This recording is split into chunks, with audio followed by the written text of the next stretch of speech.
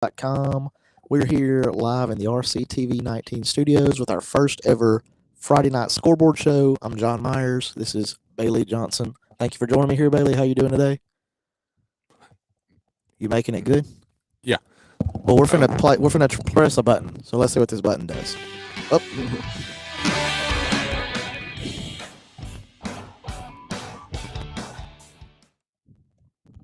So how cool was that? Anyway, we appreciate you guys tuning in. We're going to talk about, we just had our game of the week. It was Ripley-Houston. It was a great game. I was there watching it, and I came back here to watch the end, and the end was most exciting part. We had a double reverse touchdown pass and a couple scores late, Ripley driving. We'll tell you all about that here in just a moment. But we're going to talk about scores all across the state. We've got a few marked down. Little Leg Bowl. Tupelo's probably going to be the number one ranked team in the state. They would probably. Yeah, they will be. After tonight, they were very impressive in a win, and then a couple teams falling. So anyway, Tupelo, stand up. But anyway, if you have anything that you'd like to talk to us about, you can give us a call here. We'll get you online. We'll talk to you. But you can reach us at 662-576-1554. You can call. You can text. Whatever. But we're on Channel 19 tonight. We're streaming all across the internet. Thank you guys for tuning in. We're going to take a very quick commercial break. We'll be right back to talk to you about the Ripley-Houston game briefly. Then we'll just talk about some other scores across the state. So stay tuned. First American offers online and mobile banking features to make your banking experience easy and safe. Activate or deactivate your debit card as needed. Attach images to transactions. Set up text alerts to guard against unauthorized spending or to monitor your account balance. Use the P2P feature to safely send money to a friend. We even offer mobile wallet, so you can stay on top of your finances from anywhere. These options and more are available with online or mobile banking. At First American National Bank, you'll get that hometown feel with a high-tech touch. Mahindra's the official tractor of tough, right, Chase? Yep, that's right, Tony. This baby's got 4,000 pounds of front-end lift capacity, right? It sure does. So who's tougher, kid? Me or you? You are, Tony. Can you put me down now? What? You want to go higher? Okay. I said down, you old goat. I am the goat. Mahindra, the official tractor of Tough and Stewart Haas Racing. Come on, Tony, put me down.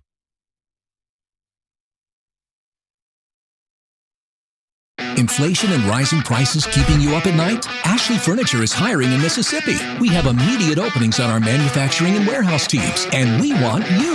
Ashley offers great benefits like competitive pay, a steady work schedule, on-the-job training, paid time off, plus medical, dental, vision, 401k, and more.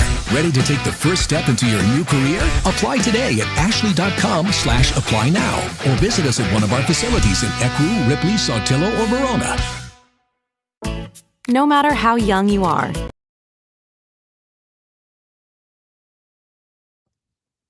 We're back. We're going to talk to you about some big scores across the state. I guess we'll start with what we just broadcast, which was Ripley-Houston.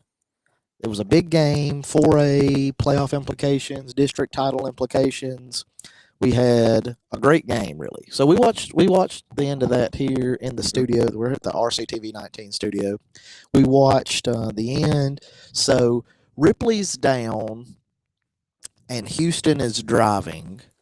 Ripley gets the ball back, drives down the field, hit a crazy. They were in the Wildcat formation. Yeah, I hadn't seen that much. They ran a couple to set it up, really. They ran the Wildcat to kind of set it up. Then they hit so it was an inside reverse, double reverse back to Ty Long, who's their quarterback, who's Division I baseball recruit. But Ty then hits Evan Goolsby across the middle for a touchdown. Yeah, he got behind the defense. Yeah, got behind the defense. That's Ripley hadn't moved the ball well at all night, really. Houston controlled the line of scrimmage in this game. But anyway, so Ripley goes up 21-20, have all the momentum. But Houston, credit to them, they answer, they drive the length of the field, score. Ripley comes down, fumble. So anyway, bottom line, Ripley falls for the first time this season. Houston now controls their own destiny for a district title. They play New Albany, Albany next next week. week. Yeah. So anyway, they win 28-21. It was a heartbreaker for Ripley. Heartbreaker, too. yeah, big time. But sometimes those games is going to make you stronger down the stretch. You're going That's to true. need those games like that in the playoffs. You're going to face adversity, playoffs, and you can learn those are the games that you It's can a learn learning something experience. from. Yeah. So I mean, it takes a lot of grit, really. So Ripley is, they are inches away here. I mean, they're right at. I mean, Houston's driving there at the goal line, or they're in the red zone anyway, and they're about to go up 3 scores. Next thing you know, Ripley turns it around. They're driving, and they take the lead. So I mean, I don't know, kind of that's the game of football. It's a game of football. Is just you never can tell what from one play to the next. And Ripley went down. They went into the locker room down 13-0. Yeah, 13-0. So you battle back in the second half. Like you said, showed a lot of grit there in the second half. Ty Long hit a couple of really big besides the double reverse pass play, hit another amazing kind of rollout deep ball to Michael Turner, who got behind the defense there on I guess it was our second drive of the second half. Yeah, first drive kind of come out flat a little bit. And you kind of started getting a little concerned, but then the second drive he kind of rolls out, escapes, hits the deep ball. So anyway, Houston, big win for them. All credit to them. They control the line of scrimmage. They run the ball very effectively. They ran the option well. Kept getting to the outside on the option. That's kind of that's where their bread and butter was all night. So they broke contain on the option several times. So that was it was kind of a kick in the teeth to Ripley. Because they could have clinched the district title. They still have a chance at a district title, depending on what happens in the final week. Need some help now. They need some help. So Houston plays New Albany. They win the district. Their other options are up in the air as to what happens. I think, though, if Ripley wins and Houston loses. That's true. Ripley will get 1. Yeah. But if they both win and lose, Ripley gets the 2. Correct. So they could actually finish anywhere from let's see. Well, there'll be a bunch of tiebreakers. There's some tiebreakers if, say, New Albany beats Houston, Ripley falls to Pontotoc. There'll be 3 teams with 2. It's late October. There's a lot of what ifs. Yes, there's a lot of what ifs for sure.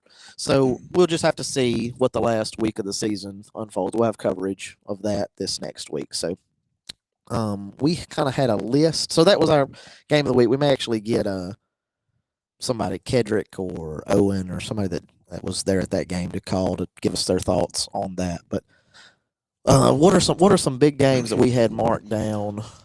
Well, some scores across the state that just stand out to you. The big one, Brandon. And losing to Oak Grove. Brandon, the number one team in the state. In the state.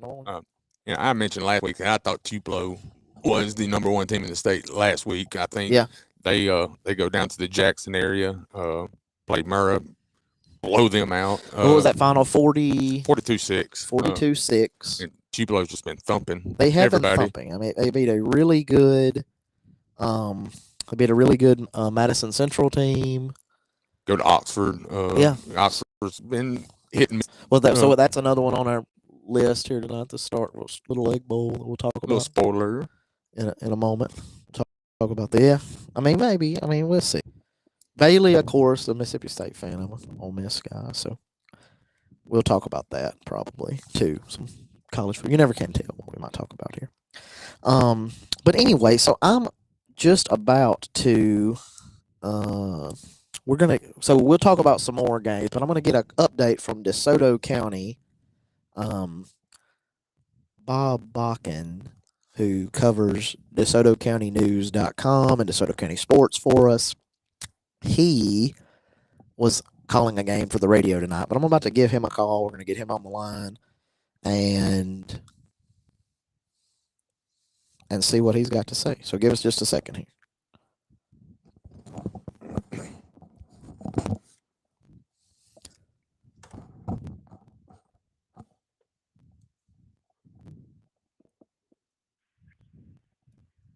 Hello? Hey, Bob, can you hear me? I can hear you now. Yeah. All right. Well, we're live. We're going to talk about your DeSoto County games tonight. What game were you at? South Panola, DeSoto Central. You were DeSoto Central, South Panola. So we'll start there, and then we'll talk about some outcomes in DeSoto County. What happened there at DeSoto Central? 35-0. South Panola wasn't even close. And South Panola were you expect kind of, it's hard to tell, but just were you expecting maybe? I figured that South Panola would probably come away with a win. I certainly thought they'd be favored.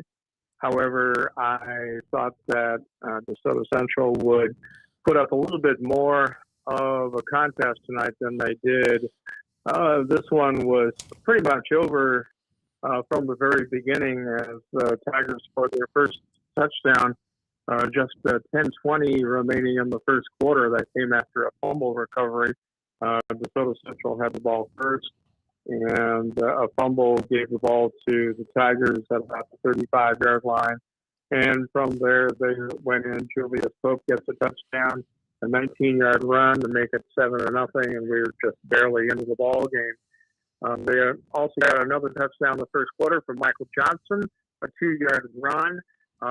That was a situation where it was first and goal for the Tigers, then a high snap over the head of the quarterback and put the ball back at the 30-yard line, thinking that it was going to be at least a field goal, but certainly not a touchdown for the Tigers. However, they set up a long run that got them to the 2-yard line, and that's where Michael Johnson then just went over and scored the second touchdown for that 14-0 lead. Pope scored one more touchdown tonight, a 3-yard run that came in the second quarter at the 7:20 mark before halftime, and that was 21-0 lead for South Panola at halftime. They'd add one more in the third quarter when Demarion Petit went over from 11 yards out. The extra point kick was blocked this time, and that made the score 27-0 after three quarters. In the fourth quarter, just 6 seconds into the fourth quarter play, the Tigers had the football, and quarterback David Hubbard went over from 3 yards out for a 33-0 lead. They chose to go for 2, and they did that because they knew that if they could get that 2-point conversion, they'd be working with a running clock the rest of the way. And Michael Johnson went over for the 2-point conversion. They got the 35-0 lead. The clock started running, ran out, and that was pretty much the end of the ball game. So, very impressive effort tonight by the Tigers. They certainly showed me, at least, that they still want to be considered among the top teams in the state of Mississippi in Class 6A. With their first-year coach, Brooks Oakley, came over from Saratoga. But I know the Jaguars were hoping to put up a little bit more of a fight tonight, so they certainly have to be very disappointed in how the outcome went for them. We're having some technical difficulties there, Bob, but we got most of that. Basically, the bottom line to all of that was South Panola just rolled through DeSoto Central tonight. Is that fair to say? Did. Yep, that's certainly right. That's certainly right. And I've got the other finals around what else tonight. Here we wanted to some of the DeSoto County updates. Of course, this is Bob Bakken. He covers DeSoto County sports and DeSoto County news for DeSotoCountyNews.com. You're also on 95.3 The Rebel. That's where you broadcast the games there in DeSoto County with the game of the week. So you were at South Panola, DeSoto Central, but you got the scores from across the county there in DeSoto County. What else were we working with? How did DeSoto County fare tonight? Well, the games tonight were pretty much all one-sided with one big exception, and that was Center Hill coming from behind to defeat Olive Branch tonight 24-20. That is the first time Center Hill has beaten Olive Branch in school history. Okay. So a big win for Mustangs tonight. Yeah. I think they were actually trailing. They were actually trailing 13-3 early in that game, but cut the deficit 20-17 and then apparently scored one late touchdown to come away with a big night on the hill, 24-20 for Center Hill over Olive Branch. First time that they've beaten the Conquistadors. Well, that's awesome. That's a big time. That's a big one. Otherwise, it was all pretty much one-sided games tonight. South Haven spoiled the homecoming of Lewisburg, 48-0. That's not what you want on Chargers. your homecoming. 48 zip at homecomings. That's not how they had that drawn up. Yeah, That's right. Yeah. Lake Cormorant beat Columbus New Hope 35-3. So a needed win in the region for the Gators tonight.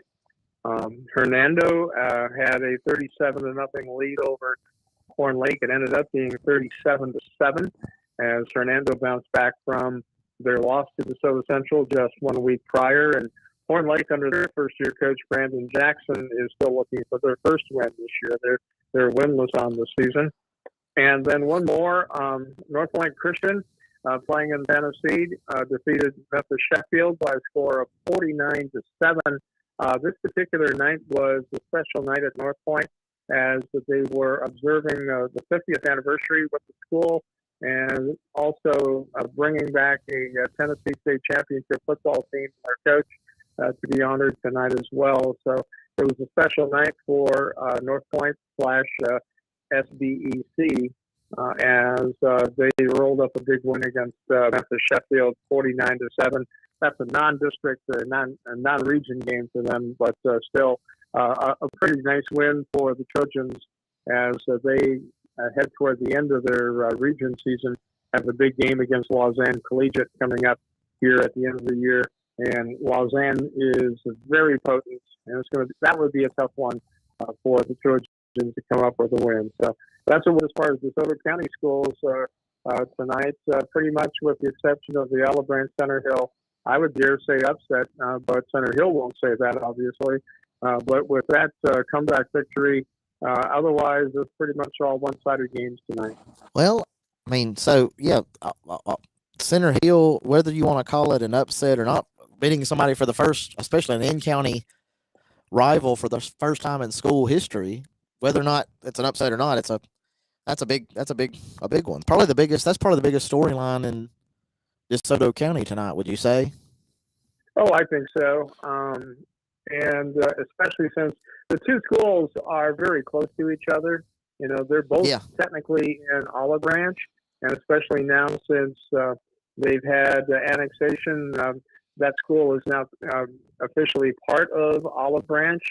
And so it's like two city schools kind of going against each other tonight. Yeah, great. Well, Bob, I really appreciate you taking some time to talk to us. I know you got some stuff that you'll put on DeSotoCountyNews.com and the newsletter talking about these games. So if anybody wants to check out what's happening in DeSoto County, Bob's your man. All right. Thanks a lot. Looking forward to it. All right. Thanks, Bob. Have a good one. You too. Thank you. Bye. All right, so that was Bob Bakken with DeSotoCountyNews.com. Big win for Center Hill over Olive Branch over in DeSoto County. So we cover DeSoto County a lot. It kind of, in Mississippi, it's, some people even, like Memphis media, it's kind of in no man's land. So we really try to cover a lot in DeSoto County. A lot of talent in DeSoto County. Yeah, lots of, big, they're all 5 and 6A schools, got a bunch of them, bunch of talent. So speaking of talent, so they Cormorant in DeSoto County just won their 5th volleyball state championship at Starkville. I was there for that. We'll talk about that here in just a little bit longer. But I'm about to get Owen Peyton Taylor on the call. He was on the broadcast for the Ripley Houston game. We'll just get his thoughts for what he's going to have to say about those games. So give us just a second to get him on the horn.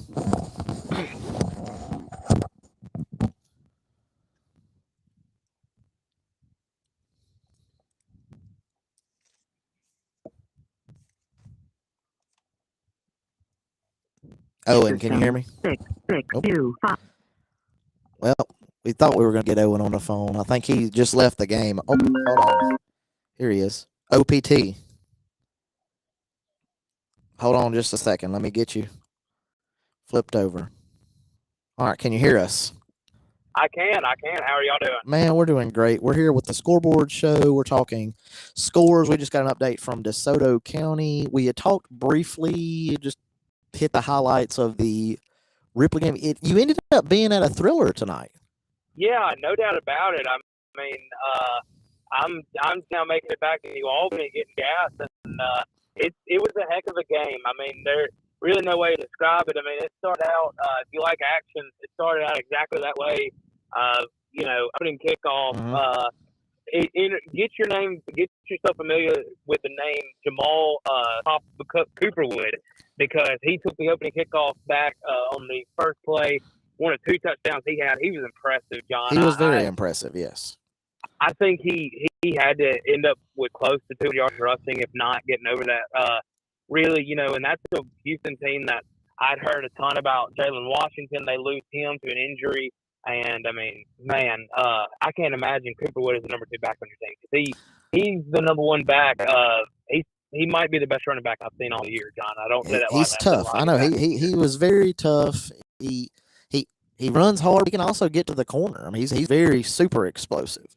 So yeah, he's 5'9", 200 pounds. I mean, he's like it reminds me kind of like Josh Robinson from Mississippi State. They called him bowling ball. He reminds me of that.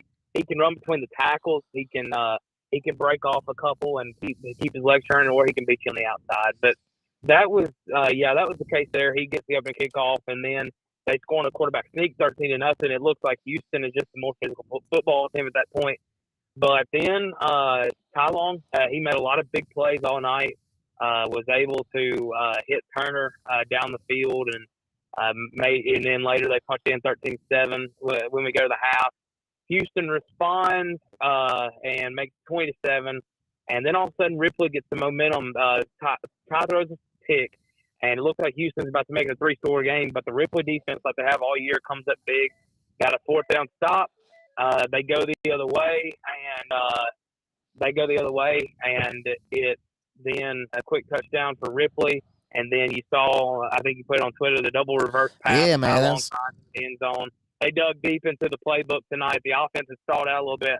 That playbook got opened up in the second half like I hadn't seen it all year for Ripley. And it was effective. It really was. And so Bailey Johnson's here with me in studio. And so we had said maybe, because, Ty's a Division I baseball commit now. He committed to Southern Miss to play baseball. So he's got the arm talent's there. So we think maybe, Ripley, it's possible. It's, of course, it's late in the season. Ripley, they are what they are, but I think they've got the talent on the outside, the receivers. They've got somebody with some good arm strength to maybe, they're not just one-dimensional. I mean, they got somebody that can wing it. They're not. They're not. It's more of a, and I've talked to some people who are like, well, Ripley can't really throw the football, and I disagree with that. I think it's more of a culture thing that Coach Lyles has put in with Ripley. The culture is that they want to get back to the Ripley that I heard about growing up, a team that would line you up for 4 quarters, would wear you down, and would run the football and say, hey, here's what we're going to do. We dare you to stop us. And credit to Houston. They did that for 3 quarters, but that defense eventually got winded. Ripley, like I said, they did open up the playbook more than they had really all season in the 4th quarter. It was effective, and the highlights were, Long on the touchdown pass, and then his keeper that kind of fooled everybody in the stadium. I said on the broadcast, I think the only person that thought Ty Long was keeping the football on 4th down was Ty Long. But Ripley ran the football really well in the 4th quarter as the Houston defense wore them down. They wore them down, but eventually the Ripley defense had been on the field far too long in the game, and Houston put together one of the most impressive high school drives I've seen in quite a while. Ticked the clock down to 70 seconds left. Ripley then got the kickoff to midfield and was looking like they were going to run it. Ty Long had a big run, and then he got caught in between whether he wanted to go out of bounds or pitch it back to Jalen Brooks for more yards, and he lost the football. And credit Houston, they fell on it right by the sideline, barely stayed in bounds, and that's how Ripley's unbeaten season ended. I mean, it was if you weren't there, I feel bad for you because I feel like it was definitely the game of the week. It was definitely a big game. It was our broadcast of the week, and y'all did a great job. We really appreciate you guys doing it. We had a big turnout and quite a lot of people commenting on the stream. obviously was a great game. But then you guys did a great job calling it. Joey Jones for us did a great job with the camera one there. You and John Knoll on the call. So it was a. I mean, we've broadcast quite a few just blowouts this year. Luckily, I mean, they like you said, it's 13-0. You kind of thought, and just Houston was just dominating the line of scrimmage. Just there's no other way to put it. Houston was just dominating that the really line of was scrimmage. the case. That really was the case. And I mean, they just quite simply in the first half, especially, put it to Ripley. They came out and said, "Hey, we're just going to be, we know you want to be physical. Well, guess what? We're going to match it." And sure enough, that's how it was in the first half. Really, Ripley really had no answer. But then the second half, they keyed in on Cooper Wood and decided, hey, we're going to make them beat them through the air. And Bill Brooks is a really talented quarterback, but really he credit Ripley. They didn't really allow him many opportunities in the passing game. They Michael Turner and C.J. Martin, we knew they were good corners, but this was the most they probably got tested all year in the secondary. And, Houston had some big athletes on the outside, but they held their own. And, it was really impressive. It really backs up. They ended up 28-21. That's a pretty good scoring game, but it really doesn't tell the story. Ripley's defense, like they have all year, a ton of critical stops. Well, so I know that you put a graphic together showing district standings. So now we've got Houston and Ripley each with one loss. Obviously, Houston has the tiebreaker now there. But it really comes down to this last week of the season, which I kind of thought all year that it would. So we got Ripley at Pontotoc, and we've got Houston against New Albany. I mean, Ripley still has a shot, depending on, they need a little help. They need, they need some help here. But they still have a shot at a district title. But Houston controls their own destiny. They get a win over New Albany, and they're the number 1 seed. But Ripley could finish anywhere from the number 1 seed to the number 3 seed, I believe, now going into the... Yeah, you're right. Yeah, because, if Ripley is to lose tomorrow or next week, to Pontotoc, and, Pontotoc, they've had their struggles this year, but that's, playing in the Hollow, or the Hollers is more belovingly known in this area. That's a tough place to play. I watched a good New Albany team go over the first week of the season last year and get upset over there. And, that's a tough place to play. So I really feel like, Ripley, I hate to say that a loss was beneficial because it's not. But, I'm curious to see how it motivates this Ripley team, because, Coach Kyle's going to say, all right, you guys, y'all aren't unbeatable. You're not on top of the world. So now the real work begins. We've got one game to define because Ripley, they don't control their own destiny in the division anymore. They still need a little bit of help, but they do still control their own destiny to get home field advantage in the opening round. So they say, look, we can still get that home playoff game, pave a decent road for ourselves, but we can't hang our heads. It's hard to go unbeaten in this league. You got to take your loss, move on, forget about it, and decide, all right, we may not have been perfect on the season, but we're going to be perfect from here on out. Yeah, exactly.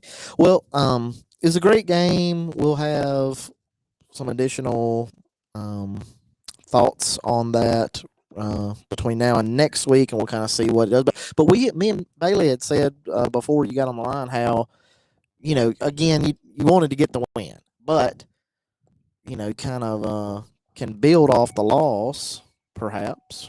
And hopefully that's what Ripley does. And this is Bailey Johnson.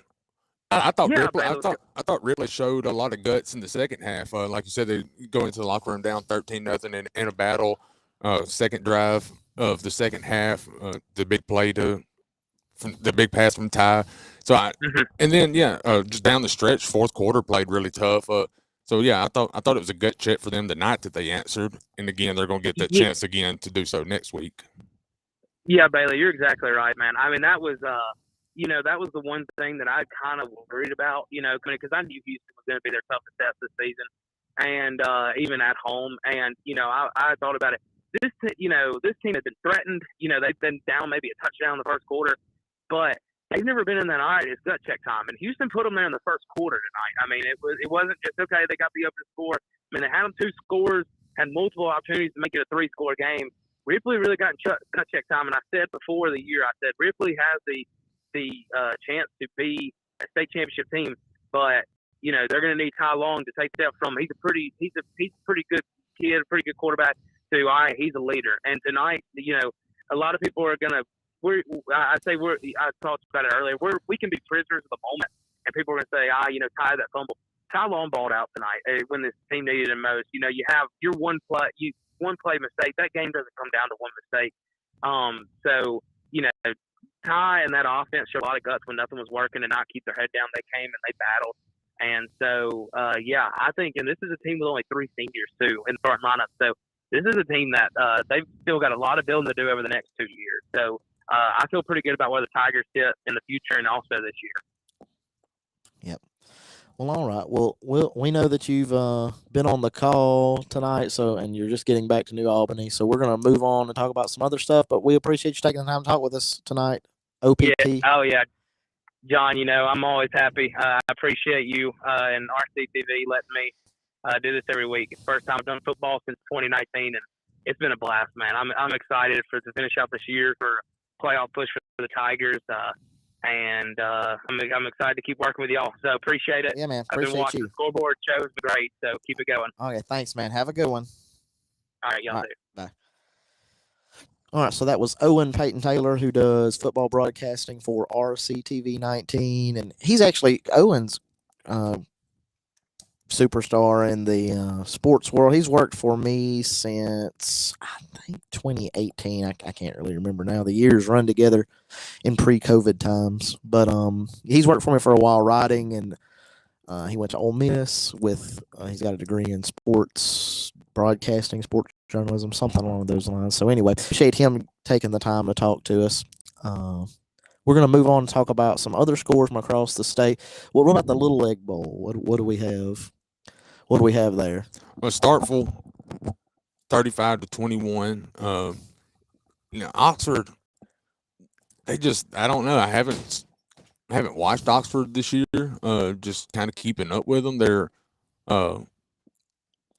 they're just hit and miss. There's some weekends where they look really impressive, and then some weekends they just don't deliver. They're one of those teams that's been kind of hard to. They've been up and down a little. Yeah, they have. And we talked about Tupelo a minute ago. Talk about they had.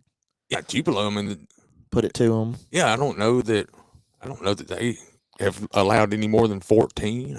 I'd have to look, but I mean, their defense is shutting people down, and then the quarterback's really good. Yeah, I'd have to look, but no, Tupelo hasn't had a close game all year. I mean, anybody probably that's not ranking Tupelo number 1 is probably mistaken, just based on result. If we're looking at results and not, a lot of times it'll be like a preseason kind of hype and hype and so, but we're late in the season now. We got a lot of real data in front of us that tells us that results on the field, you're not going to convince me probably that anyone. Well, and like I said, I thought last week that you could have said last week that Tupelo was the best team. Now Brandon had a little tougher schedule. Yeah. And that's what I think that's the reason they was at that number 1 spot. But no, Tupelo has just been really impressive. Speaking of impressive teams, we're going to move on. We talked about this. What about Bigger? We're going down in class here. We're talking about Biggersville. Jathan Hatch, just touchdown machine. So he had five touchdowns scores tonight in Faulkner. Did it say how many carries he had, or no? I didn't see. Not. But he scored early. He scored on like the first possession of the.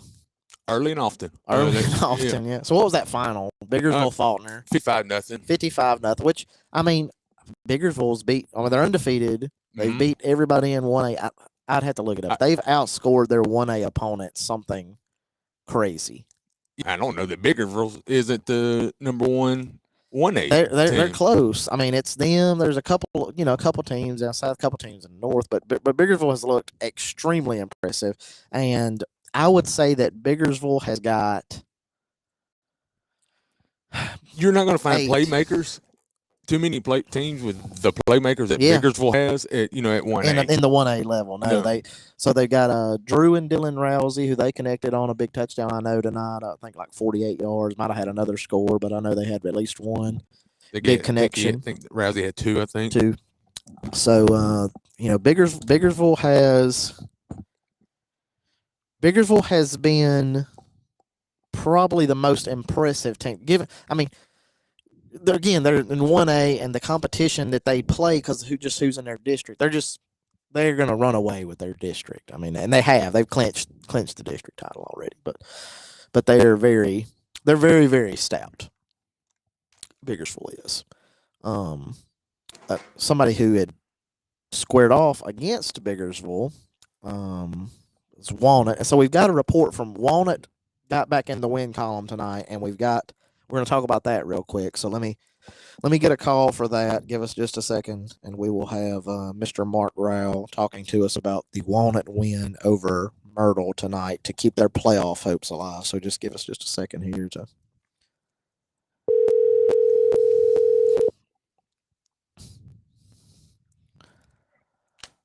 Hello, Mark. What's going on? You're live here on the Scoreboard Show. How you making it? Oh, pretty good. Y'all doing all right? Oh, yeah. We're just talking a little football this Friday night. Yeah, I see you and Bailey on there. Yeah. What talking about? What about them Wildcats?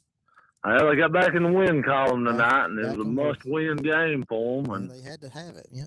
Yeah, they had to have it. Playoff spot available for them if they can pick up a win next week against Potts Camp. Winner goes playoff. Loser goes home. Yeah. What was the final there for the Wildcats? It was 35-0. 35-0.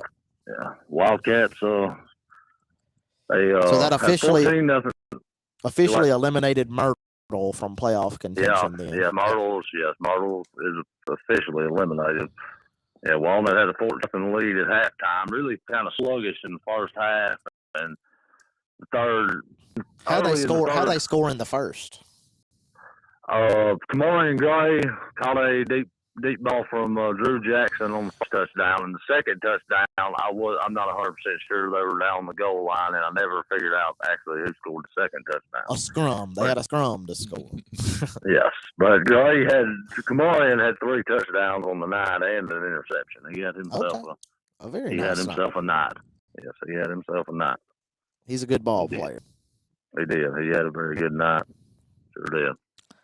Well, we so 35-0. Did you see? Do we have the Potts Camp East Union score? That is what I'm looking for. I'll tell you, Mark. I think Potts Camp East Union won 37-27. Yeah, so that was a much closer game than I would have anticipated. 37-27. East Union beats Potts Camp. How's that make you feel heading into the last week? Well, it tells me that Walnut better come to play. I know that for sure next week. So I don't know the circumstances. Which Walnut was they did not play. I'm not saying they should have beat East Union, but they should have played a lot better than they did when we played. And of course, so last week, Walnut loses in heartbreaking fashion. That was a game. That was a game. They really they should have already locked up a playoff spot. Yeah, they gave that game away for sure. Too many turnovers. It was way too many turnovers last week. Shot themselves in the foot over and over and over again. Well, putting the ball on the ground, but it's comes down to one spot here. One game for all the marbles. One game for all the marbles. And that's at Potts Camp next. It'll be on the road, and I believe it's Thursday night. It's a Thursday night game. It is a Thursday night game for sure next week. Zyler, Clifton, C.J. Adams both had themselves really good nights. I don't think either one reached the end zone, but Zyler had several rushing yards, catching the ball out of the backfield, forced a fumble right before halftime. And C.J., I don't know what his career high tackle is, but he may have had it tonight. He was all over the field. He sure was. And Caden Armstrong, senior, scored the last touchdown. He normally just, he's more of he's an anchor on defense, doesn't play a lot of offense, but on senior night, Coach Meeks got him in there, and he reached pay dirt. Well, that's great. That's awesome. So right toward the end of the game. So So we got the Wildcats needing one win. It's like one ring to rule them all. We need one win to get in the playoffs, I guess, here. And so the Wildcats missed the playoffs for the first time in like 9 years or 8 years, I believe, something like that. Last year, they want to get, I think one of their stated goals heading into this year was get back in the playoffs and see what happens from there. So we'll see. The Potts camp coach Richard Russo over there at first year head coach at Potts camp. First year head coach in Tishomingo County, right? Yeah. So that'll be a good one. That'll be one we'll have to get some updates from next week for sure. Mark, last week one of the wide receivers for Walnut, his name is slipping me right now, got injured, looked like a shoulder injury. Jack Leak. Yeah, broke his collarbone. Okay, that's what I was wondering. I didn't know. I never had heard the extent of the injury. I was really impressed with him last week watching him. He's a good ball player. He was having a night. That was definitely the best game he had all season. He was he making several catches, and yes, he broke his collarbone, so he'll be done for definitely the remainder of football season. But he shouldn't miss basketball. I talked to him just yesterday, and he said he's expected just to miss 3 or 4 games, and then he'll be ready to go for basketball season. So that's good for him. Yeah, I like Jack, and his sister was a good ball player, and his mom is Jana Lees, the principal at Collegiate. So they're a staple there in North Tippah for sure. Been around for a long time. Yes, they are. So anyway, we're gonna move on. We got started a little late. It's already 10:30. We're over here still talking about Tippah County. We gotta get going a little bit. We gotta talk about the little egg bowl. We gotta talk about something. We got lots of Bailey's ready to tell me how that's a precursor to the real egg bowl. 35-21. Oh yeah. 35-21. Start for over Oxford. We're finna have to arm race over here. That was the score, huh? Yeah. I hadn't heard the little egg ball. Yeah, okay. Spoiler alert for Thanksgiving. Yeah. All right, Mark. Well, you have a good evening, and we'll try to get an update from you maybe next week to see if the Wildcats punched their ticket to the playoffs or not. Well, we sure hope they do, and y'all have a good night, and I'll be listening to the rest of the show. Okay, thanks, man. Have a good one. See you, Mark. All right, talk to y'all later. Bye. See you. All right, so we're hoping for the Wildcats to I mean, if you're a Tippah County sports fan, we're hoping that the Wildcats get in. If you're Potts Camp first-year head coach, you're looking to get in there. So that's going to be a brawl next week, I'm imagining. That's going to be a slobber knocker. We may actually send a crew down there to broadcast that game. We'll see. We'll see how everything goes. So we just got handed something. We were talking about Biggersville. The wonderful Mr. Kedrick Story, who's here in studio. We may get him around on here. We got to find another headset. Ked, you still over there somewhere? All right. We might get you over here in just a second. Give us just a moment. We'd have to find the other headset. But we talked about Bickerville just blowing everybody out in their district. So Bailey, here's the stats. This is what we got. In their division, they're outscoring opponents 271-19. So not only do they have playmakers on the offensive side that's putting up video game numbers, their defense is stout. 271-19 in district. I would be willing to bet that is tops in the state in district play as far as scoring difference. So what is that? It's 250. Yeah. Is that right? No, it's averaging 54 to 4. Yeah, is the average. Yeah, so that's good. Pretty good. That's pretty good. Not bad. Case Ingram and crew down there, they got some playmakers. So I was going to say this a moment ago before we got Mark on the phone, but I would say that Biggersville has got 7 or 8 kids that are at least JUCO level ball players. They got 7 or 8. I've seen them. They got 7 or 8 at the 1A level. You've covered Mississippi sports for a long time. Have you known of a 1A school? Well, it's been a while. So like Faulkner, of course, this has been many years ago. Faulkner had 13 on the 2000 team. 13 of those players ended up playing JUCO or better. and they were a 1A team with this was the 99 2000 graduating class, 99 2000. 13 members of that team played junior college football. That's pretty stout. Pretty stout. Yeah.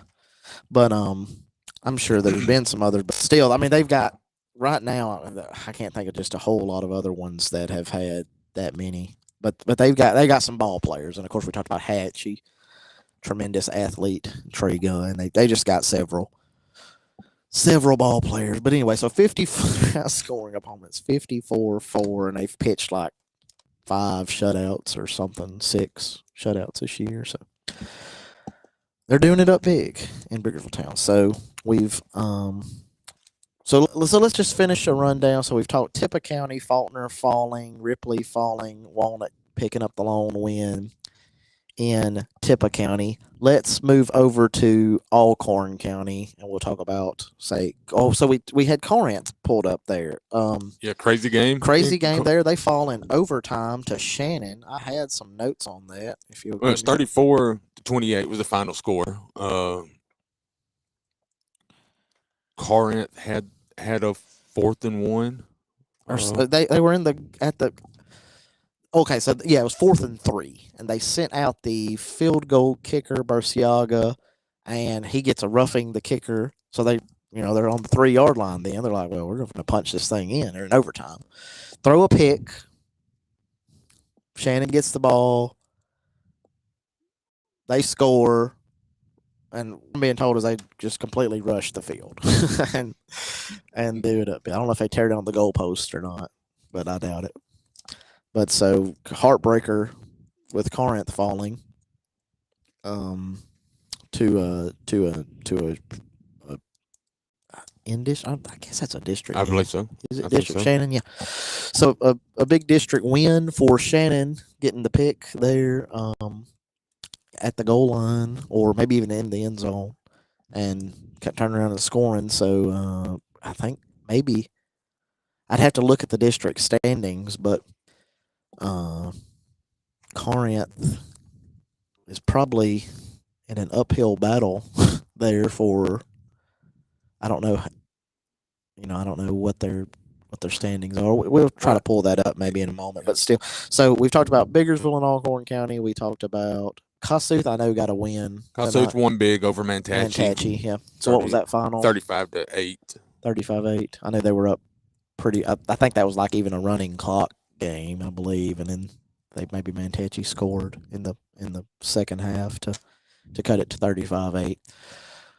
What about Alcorn Central? Did we get a Central final? I didn't see an Alcorn. Yeah, somebody was trying to find it earlier, and we couldn't. We couldn't get it. If any of you got a Alcorn Central score out there, you can text us at 662-576-1554. We've gotten a couple scores texted into us, but it's what we've already Ripley and Walnut. We appreciate you guys texting us.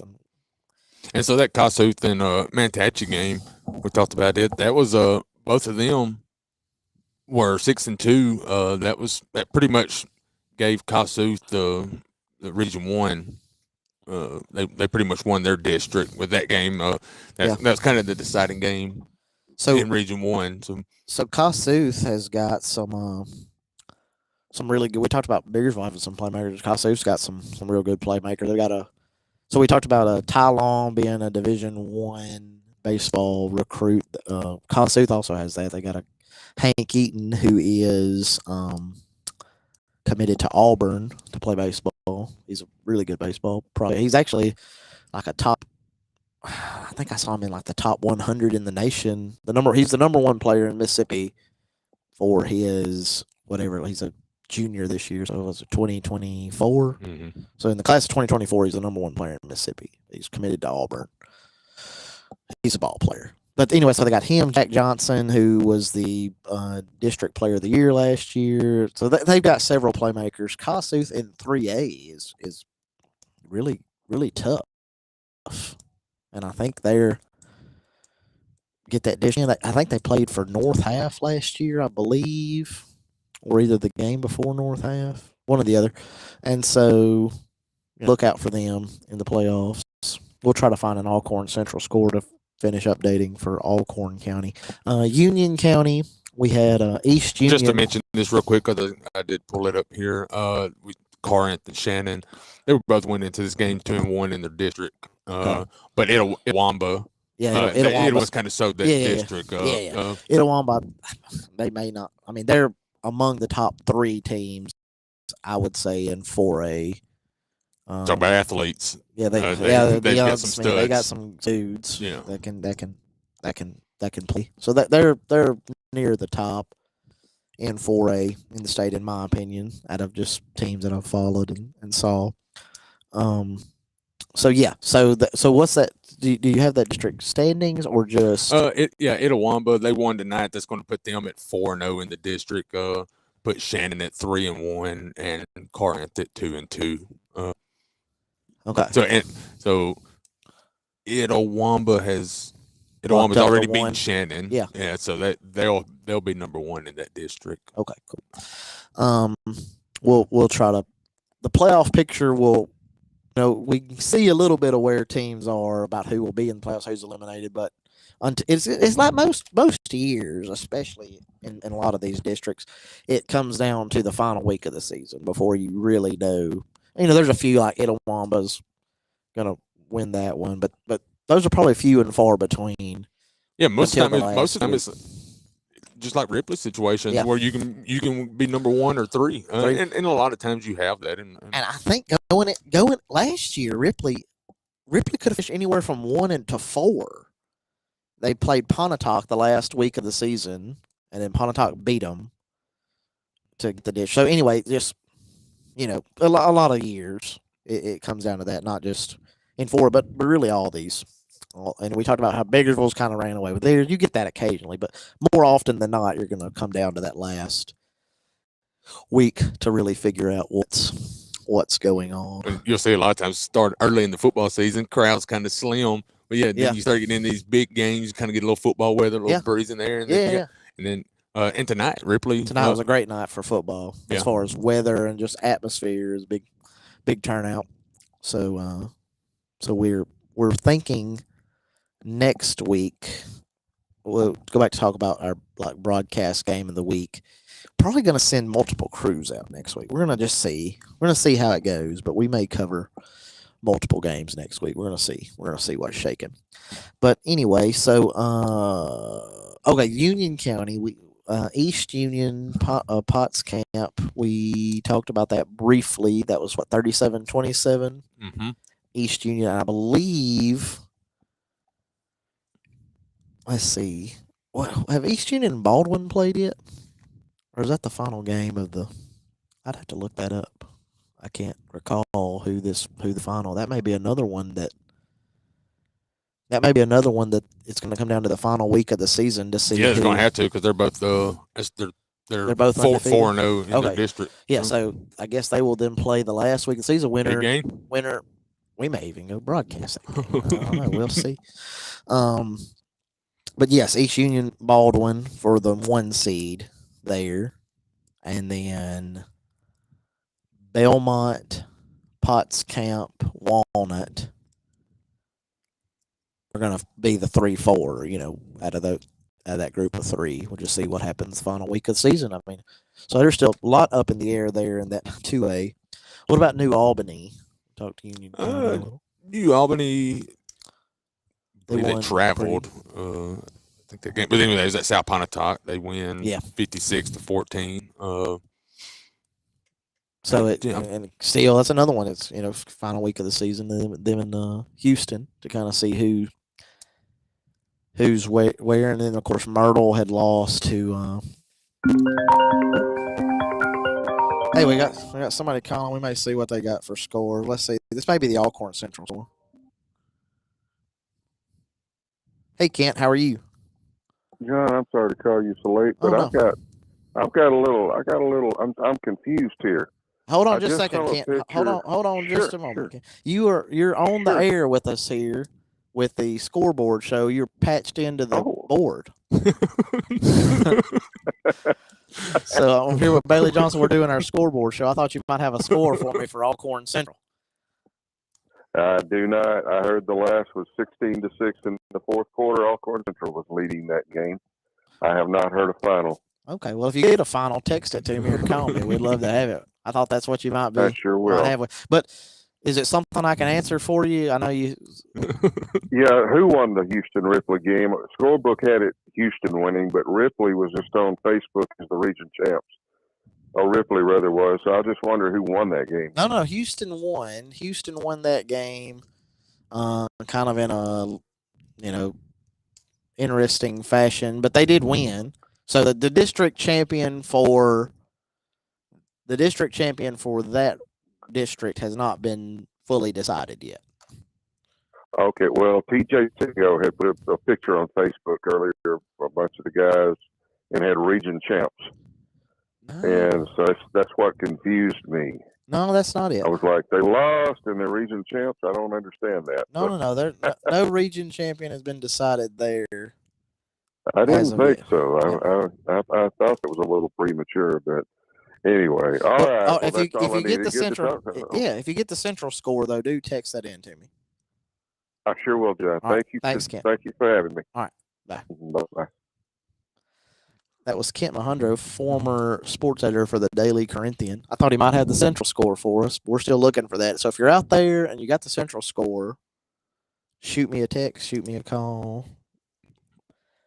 662-576-1554, and we will get that online. We definitely are looking for this Alcorn Central score. All right, so where else are we? What else have we got here?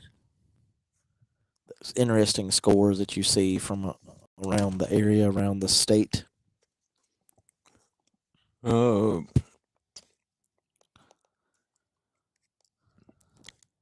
Computer just shut down. Oh, well, that's how they go. Yeah. So go ahead. I guess the bottom line this late in the season is it's kind of like we talked about earlier. The win, lose, or draw. If you're still in the playoff picture this late in the season, you need to take this penultimate week, the week before the final. And of course, all the games next week are Thursday too, so that kind of throws another little wrinkle. It's a slightly shorter week of practice to get back, but still, it's kind of like we talked about opening this up with Ripley. What you take from the loss is, of course, Ripley wanted to win, but what you can take from that loss going forward into the playoffs kind of maybe hardens you a little more for battle, and so that's kind of what a lot of these teams you need to be prepared for the playoffs and kind of running your way through. Like Ripley was undefeated, really had only faced a couple of adversarial games. Well, last week after the game, Ked had interviewed Ty, and one of the comments Ty had made was coming into the game, they felt comfortable, you know, and you kind of seen that last week against New Albany a little bit. Kind of come in.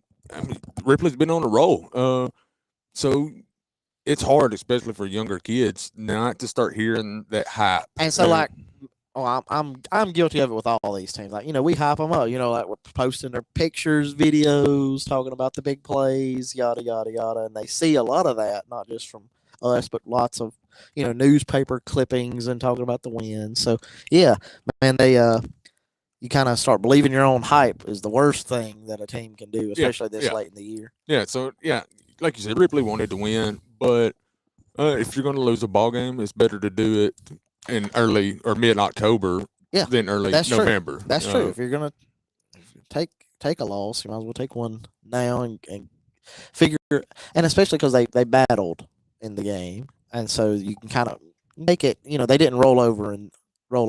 So and Coach Lyles isn't going to allow that. No, I don't think he's much for allowing his teams to roll over. They're pretty known to fight to the end. So anyway, we've gotten pretty much all of North Mississippi. We talked very briefly about the Little Egg Bowl. 6A's there at the top. Of course, Tupelo's just look strong, but there's so many. Well, Star was very tough. West Point. It wasn't 5A. West Point, but still, like 5 and 6A, man, we've got we've got kind of a log jam at the top. I couldn't pick I wouldn't pick this. I wouldn't bet my life on anybody 1 through 6A right now to win a state title. Maybe there's been a few years that maybe I would have done that, but I can't just look across the state and be like, who would I just bet the farm on? So we talk about 4A, several teams that maybe have a good shot at that. Biggersville we talked about in 1A, but there's still a couple of teams, even in the north that I would be very shocked if Biggersville does not at least play for a North Half title. I would actually be kind of shocked if Biggersville didn't play for a state title. But I would for sure be shocked they didn't play for a North Half title. They've got the pieces. Then you look at 2A like Baldwin. I mean, that Baldwin East Union game could be a really good one. But I will say that I think just Baldwin has a couple of athletes, man. They have a couple of like next level athletes. And so that makes a world of difference. And this late in the year, you kind of lean like typically all things being equal this late in the year, you're going to lean on who's got the best athlete. If all things the same, you'd probably just say the team with the best athlete this late in the year is going to pull that off for sure. So we're going to take a very quick commercial break. We're going to come back. We're going to wrap this thing up. It's getting close to 11 o'clock. We thank you guys for tuning in and listening to us tonight. Quick commercial break. We'll be right back. You need to think about how they would cope financially if anything happened to you. Trust me, there are benefits to getting life insurance when you're still young and healthy. Modern Woodman can help you plan for all stages of life, from protection to saving to retirement. This is Stephen Eaton in the Bellhaven historic downtown Corinth. Call me at 287-0113. Modern Woodman of America. Touching lives, securing futures. Our customers come first at First Franklin Financial. That's not just a slogan, it's the way we do business. Since 1941, we've been helping our friends and neighbors in the Southeast with their financial needs. We offer personal loans, bill consolidation loans, and starter loans. So stop by our office today. We're conveniently located at 1703 City Avenue North, or you can give us a call at 512-5808. Apply online at www.oneffc.com. All loans are subject to our liberal credit policy and limitations, if any. First Franklin Financial. Nothing's tougher than a Mahindra tractor, except a bigger Mahindra tractor. Pound for pound, this one's still tougher. Tough.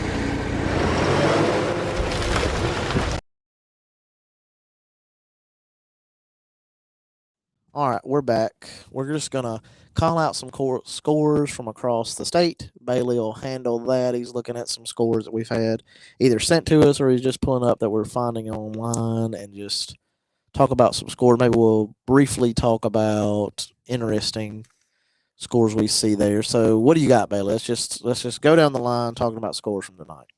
Oh.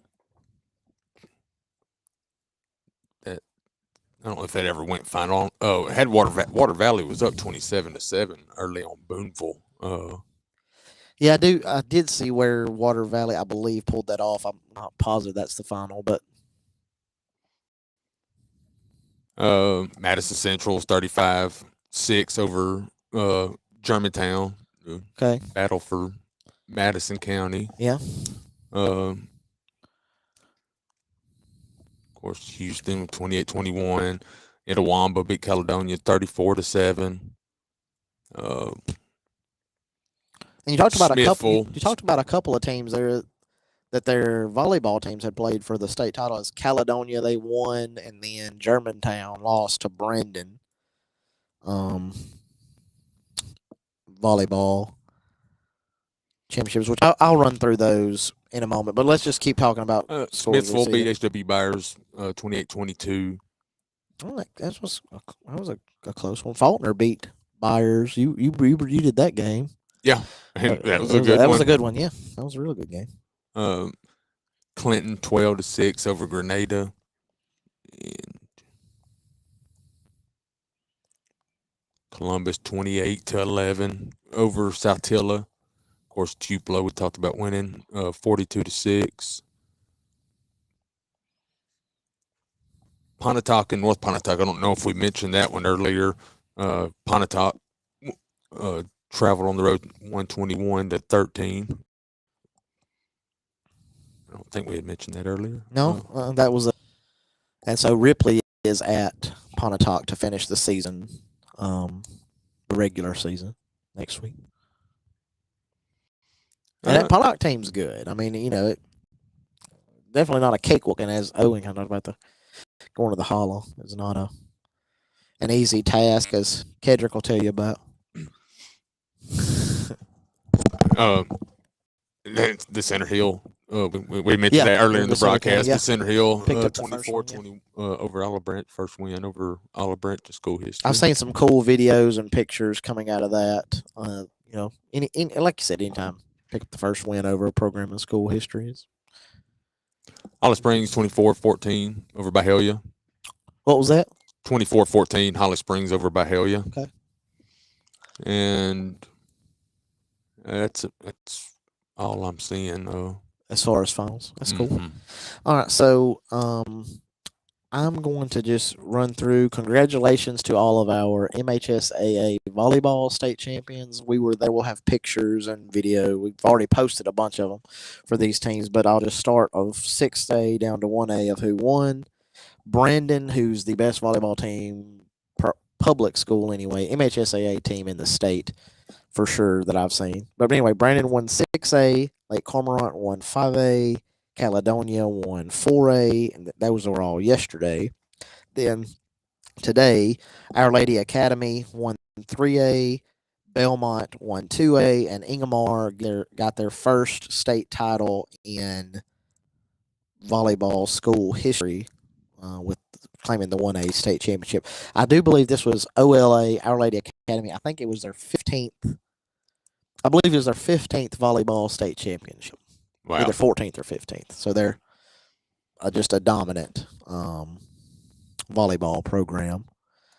So anyway, congratulations to all those teams. Congratulations to all the teams that picked up big wins tonight. This was our first attempt at the scoreboard show. Is me and Bailey Johnson. I think it went pretty well. I think I'd love for if you still have scores you'd like to send them in. Again, you can text the hotline here 662-576-1554. But we're about to wrap it up. But I would still like to see those scores, especially if you've got the Alcorn Central final. We've not seen that anywhere online yet, so just text that in. But we're hoping to make this kind of a recurring thing. I hope to kind of have the scoreboard show going. We're at the RCTV 19 studios and just enjoying football. It's good football weather this last week of the season, so those games are all every game across the state is. Ked, do you know for sure? Is it every team across the state plays on Thursday night this next week, or do you know? I know.